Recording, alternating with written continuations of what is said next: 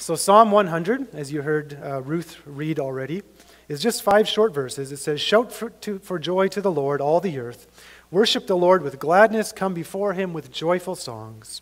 Know that the Lord is God. It is he who made us, and we are his. We are his people, the sheep of his pasture. Enter his gates with thanksgiving and his courts with praise. Give thanks to him and praise his name. For the Lord is good, and his love endures forever. His faithfulness continues through all generations."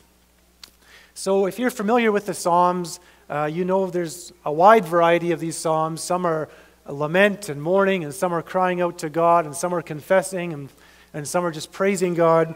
This is a psalm that has a little title on it, and it says, "A Psalm for Giving Thanks," which obviously is why I picked it for today. And this might have been a psalm that the Israelites sang. Understand, the Psalms are a prayer book, and they're a hymnal for the Israelites. That's what the Psalms are. They're prayers and they're songs. And this was probably one of the songs that they sung at their version of Thanksgiving. So there's 5 major feasts that the Israelites celebrated throughout the year, and they had one feast called the Feast of First Fruits.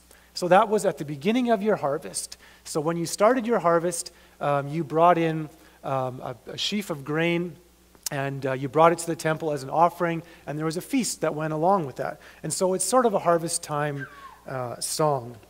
Anybody know what the 7 things that the Israelites grew? We're small. We can be participatory this morning. I gave you one already. Wheat. What else? Barley. Wheat and barley. Grapes. Olives. 3 more. Figs. Canola. The last 2 are dates and pomegranates. And that was their seven crops. And if you go to Israel today, that's still what they're growing. There's some other things they grow, but those are their crops. And when it came time for harvest, probably the wheat and barley harvest, they would go to the temple. And for some people, it was a short walk, maybe half a day to get there. Some people, it was a day. Some people, it was 2-3 day walk. So it's a big deal. And you would do it depending on the time of year and when your harvest was, but you would come to the temple and you would be part of this feast. And as you were going up to the temple, you would be singing psalms. And this is probably one of the psalms that you would sing as you went to the temple with your harvest offering, your first fruits, the first grain that you harvested, you bring to the temple. So I want to just kind of walk through these 5 verses quickly. Worship the Lord with gladness. Shout for joy with joyful songs. There's a lot of happiness in this. It seems that joy is not an optional extra that you throw on when you do Thanksgiving. This is actually the proper disposition for Thanksgiving. And we've already heard of that this morning.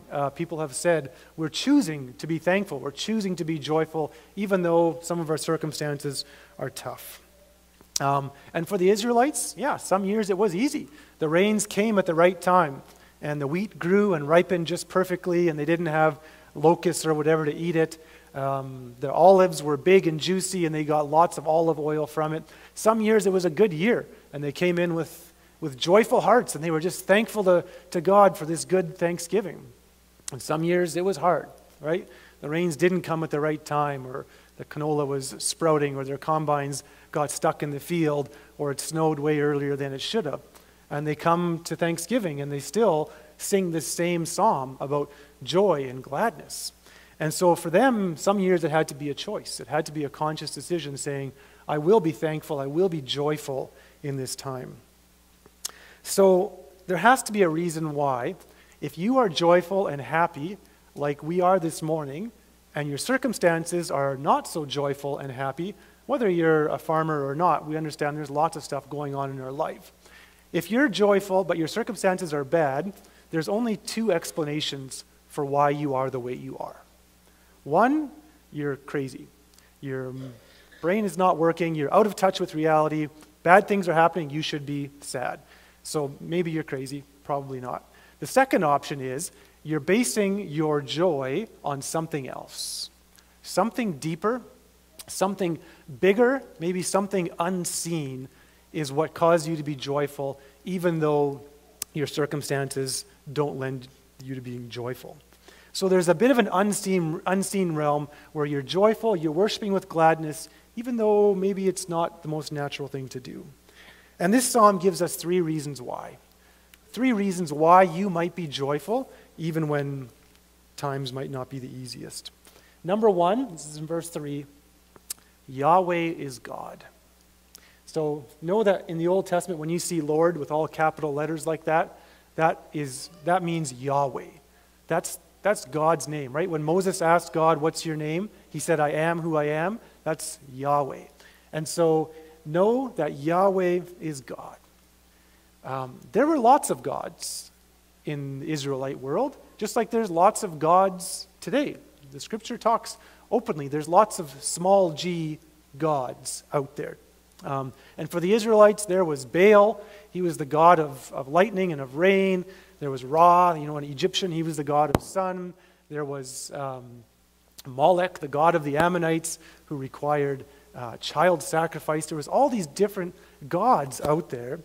And this psalm tells us actually Yahweh, that particular God, the Israelites' God, he is the one true God. And these other gods, they looked more like humans than gods. They were fickle. They'd get angry at each other. They had shortcomings. They lost their temper. They weren't always fair. All these gods were actually created in the image of man. So you see Baal and Molech, these gods, they're not great gods. Sometimes they're good to you, sometimes they're not. They're unpredictable. But this psalm says, Yahweh is God. Those other gods, they're not on the throne. Yahweh is on the throne. And he's not like the other gods. It's not just that Yahweh does good things. He is by nature good. Yahweh is good. Yahweh is love. So there's a reason to be glad. We sang this morning, you have no rival, you have no equal. This is Yahweh. And this psalm reminds us, oh yeah, that one good and beautiful God, he's the God who is on the throne. And if there's one God you want in charge, it's not Baal. It's not Molech. It's not Ra. The one God you want in charge is Yahweh, because he is the only one true God. He's the only God who is all-powerful. So one reason to be glad is Yahweh is God. He is on the throne. And number 2, he made us. He's the creator. They didn't talk about those other gods as being creators. People didn't think they were created by Baal or Molech or these gods. But this God, Yahweh, he actually made us, and we're his. So not only is he on the throne, but we actually belong to him. We don't belong to all those other wicked gods, to Baal or Molech or whatever. All these wicked gods that require child sacrifice. It's tough being one of their people. But we're not their people. We belong to him. We are his. And not only that, we are his people. So of all the people that Yahweh could have chose, these Israelites, every year they would go to Thanksgiving saying, Yahweh chose us. The best God, the most powerful God, the one true God, of all the people he could have picked, he picked us. And we can say that same thing this morning. God has chosen us. That's a reason to come with gladness. And we're his sheep. And you know this metaphor keeps showing up all throughout Scripture. Being a sheep can be a really good life or a really bad life. Depends on if you have someone taking care of you or not. Andy, you're a shepherd. If you took one of your sheep and threw it out in the middle of a field one night, how long would it last? 10 minutes? And what would happen, Andy? Get eaten or just die? Probably the coyotes would get it. Sheep have no natural defenses. They have no claws. They have no fangs. They're not fast. They're not smart. They have nothing going. They're just big pillows walking around. And if a sheep is out in the wild, that's why there is no wild sheep. I guess up in the mountains there's wild sheep, but that's because they can climb up in the mountains where nothing can get them. You don't have wild sheep. Sheep require shepherds. And if you don't have a good shepherd, that sheep is toast. But if you have a good shepherd, that sheep will be okay. That shepherd will ward off the lion or the bear or whatever is going to come to try to eat that sheep. That shepherd is going to take good care of that sheep. And now, if we expand it, if God is your shepherd, if we're his sheep, the sheep of his pasture, boy, then being a sheep is a good life. You just munch grass and enjoy the sunshine, and you don't have to look over your shoulder wondering if a coyote is going to come eat you, because you have a good shepherd. And if it rains, you know your shepherd's going to take you to a cave where you're going to stay warm and dry. And that's the picture that this psalm wants to paint, is that we're his sheep. He's a good shepherd. That's a good spot to be. That's a reason to come with gladness. And so we enter his gates with thanksgiving and his courts with praise. This is temple language. This is when you come to the temple. The temple has gates. The temple has courts. And we come there because Yahweh is on the throne. Yahweh is God, and he chose us, so we're going to choose him. For the Lord is good, and his love endures forever. His faithfulness continues through all generations. One more reason why we can be glad. Because God is always faithful. We're not the first people to face a wet harvest, right? And you, especially older you are, you know you've been through hard harvests before. It's not the first time we've been through this. And God's going to be faithful now, and he was faithful 20 years ago. And he was faithful in, what was it, Walt, 1959, you said? That was the last time we got this much snow in October. God was faithful 50 years ago. God was faithful 100 years ago. God was faithful 500 years ago. God was faithful 2,000 years ago. God was faithful 3,000 years ago when this psalm was written. Back then, Yahweh was on the throne. Back then, Yahweh ruled the whole world. And today, he still does. He's still on the throne. He's still ruling everything. And his faithfulness continues through all generations.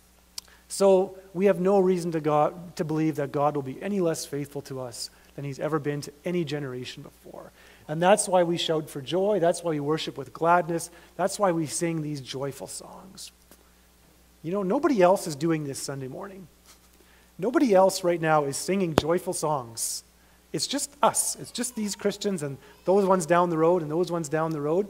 We're the only ones who have this sort of disposition of joy and thankfulness, even though times are tough. So we have lots to be thankful for.